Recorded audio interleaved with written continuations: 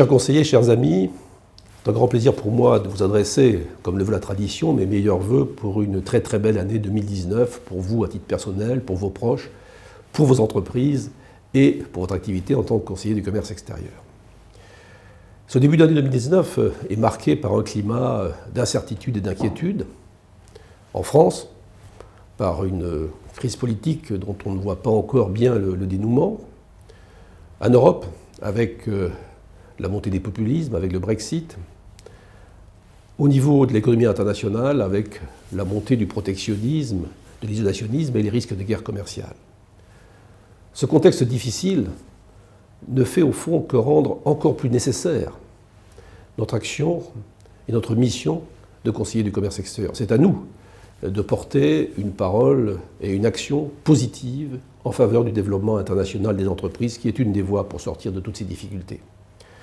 Dans ce contexte, nous sommes amenés à participer de manière concrète à la réforme du dispositif de soutien au commerce extérieur qui a été annoncé par le Premier ministre en 2018 et qui va être finalement essentiellement mis en application en 2019. À nous sur le terrain de faciliter, de jouer le rôle le plus positif possible pour la mise en œuvre de ces nouvelles dispositions, pour faire remonter aussi éventuellement les difficultés possibles, et puis pour contribuer concrètement pour notre action en faveur des entreprises, en collaboration avec nos amis de Business France et des chambres de commerce. Nous sommes en train de travailler là-dessus aussi au niveau national.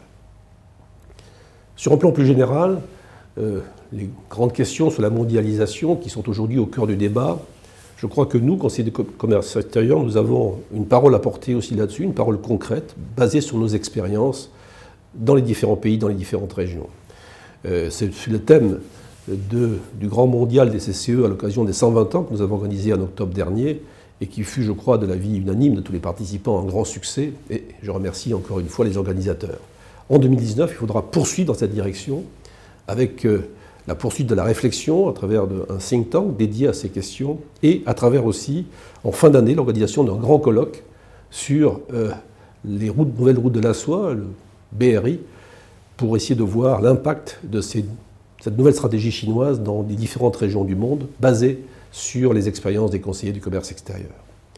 Enfin, il nous reste évidemment, comme toujours, à renforcer, animer, améliorer le fonctionnement de notre réseau. Notre réseau, c'est un atout essentiel, mais il est vaste, dispersé.